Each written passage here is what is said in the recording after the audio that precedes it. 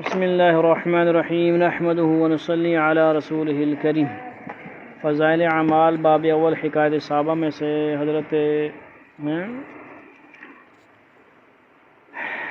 صہیب رضی اللہ تعالیٰ عنہ کا اسلام لانے کا جو واقعہ ہے، 8واں واقعہ ہے کتاب کے حساب سے۔ حضرت صہیب رضی اللہ عنہ حضرت عمار رضی اللہ کے ساتھ مسلمان ہوئے۔ نبی اکرم صلی اللہ علیہ وسلم حضرت ارقم صحابی رضی اللہ کے مکان پر تشریف فرما تھے کہ یہ دونوں حضرات علیحدہ علیحدہ حاضر خدمت ہوئے اور مکان کے دروازہ پر دونوں اتفاقیاں اکٹھے ہو گئے۔ ہر ایک نے دوسرے کی غرض معلوم کی تو ایک ہی غرض یعنی اسلام لانا اور حضور صلی اللہ علیہ وسلم کے فیض سے مستفید ہونا اور دونوں کا مقصود تھا۔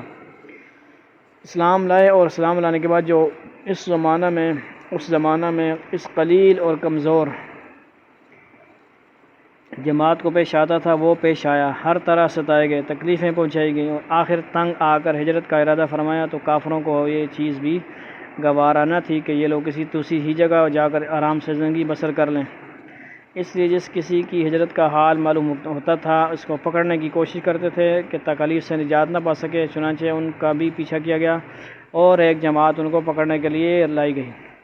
انہوں نے اپنا ترکش سنبھالا جس میں تیر تھے اور ان لوگوں سے کہا کہ دیکھو تمہیں معلوم ہے کہ میں تم سب سے زیادہ تیر انداز ہوں، اتنے ایک بھی تیر میرے پاس باقی رہے گا تم مجھ تک نہیں آ سکو گے، اور جب ایک بھی تیر نہ رہے گا تو میں اپنی تلوار سے مقابلہ کروں گا یہاں تک کہ تلوار بھی میرے ہاتھ میں نہ رہے، اس کے بعد جو تم سے ہو سکے کرنا، اس لیے اگر تم چاہو تو اپنی جان کے بدلے میں اپنے مال کا پتہ بتلا سکتا ہوں جو مکہ میں ہے، اور 2 باندیاں بھی ہیں وہ سب تم لے لو۔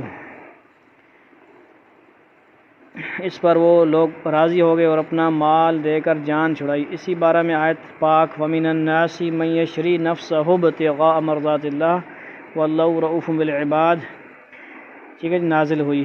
ترجمہ: بعض لوگ ایسے ہیں جو اللہ کی رضا کے واسطے اپنی جان کو خرید لیتے ہیں اور اللہ تعالیٰ بندوں پر مہربان ہیں۔ حضور صلی اللہ علیہ وسلم اس وقت قباء میں تشریف فرما تھے، صورت دیکھ کر ارشاد فرمایا کہ نفع کی تجارت کی۔ صہیب رضی اللہ عنہ کہتے ہیں کہ حضور صلی اللہ علیہ وسلم اس وقت کھجور نوش فرما رہے تھے اور میری آنکھ دکھ رہی تھی، میں بھی ساتھ کھانے لگا۔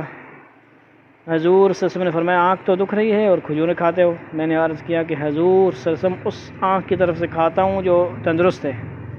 حضور صلی اللہ علیہ وسلم یہ جواب سن کر ہنس پڑے۔ حضرت صہیب رضی اللہ عنہ بڑے بھی خرچ کرنے والے تھے، حتیٰ کہ حضرت عمر رضی اللہ عنہ نے ان سے فرمایا کہ تم فضول خرچی کرتے ہو؟ انہوں نے عرض کیا کہ ناحق کہیں خرچ نہیں کرتا۔ حضرت عمر رضی اللہ عنہ کا جب وصال ہونے لگا تو انہی کو جنازہ کی نماز پڑھانے کی وصیت فرمائی تھی۔ وسط الغابہ، اس میں سے یہ واقعہ بھی نقل گیا ہے، یعنی صحابہ کرام کے بارے میں آیت وَمِنَ النَّاسِ مَن يَشْرِي نَفْسَهُ ابْتِغَاءَ مَرْضَاتِ اللَّهِ نازل ہوئی، دوسرے اس پارے میں سورہ بقرہ ہے۔ ٹھیک ہے جی، اپنی جان کے بدلے انہوں نے مال کی پرواہ نہیں کی، مال ان کو باندیاں بھی حوالے کی، حالانکہ یہ نہیں تھے کہ وہ طاقتور بھی تھے، مقابلہ بھی کر سکتے تھے۔ انہوں نے کہا جیسی جان چھوڑتی، ان کو تو دنیا پرست لوگ ہیں نا، کافر لوگ، ان کو تو دنیا چاہیے، اس لالچ میں وہ کام کرتے ہیں۔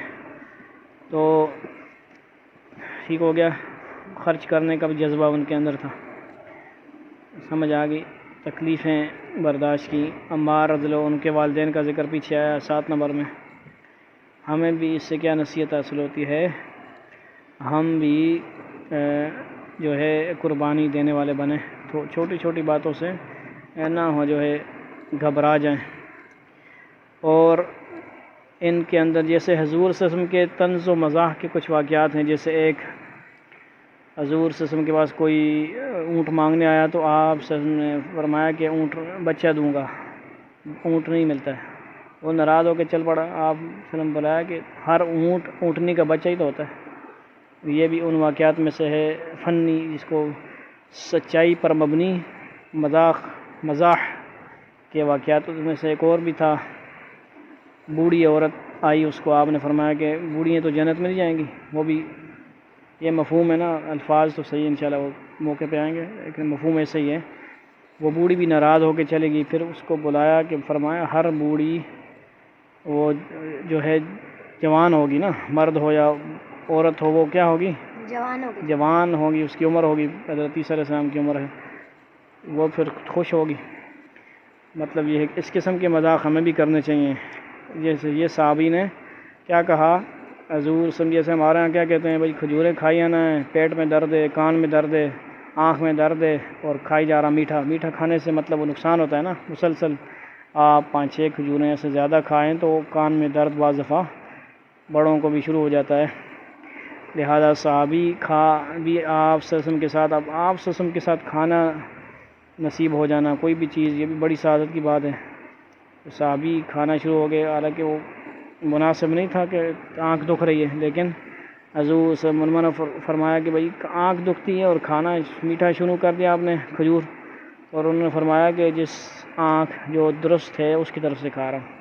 یہ بھی صحابہ کے مزاح ہیں، یعنی جو واقعات ایسے ہیں. اسی طرح آپ صلی اللہ علیہ وسلم کے چھوٹے چھوٹے واقعات مذاق والے بھی بہت اس کے اندر علماء نے نقطے نکالے ہیں. ایک پرندے کا واقعہ بھی آتا ہے، کسی بچے کا پرندہ تھا، پرندہ مر گیا، جیسے میں کہوں علی نعمان کا پرندہ ایک مر گیا.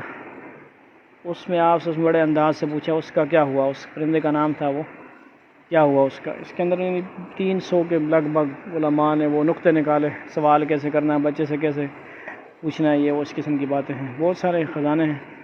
اللہ تعالی ہمیں سمجھ نصیب فرما دے اور عمل کرنے کی صحابہ کرام اور آپ سے محبت نصیب فرما. السلام علیکم.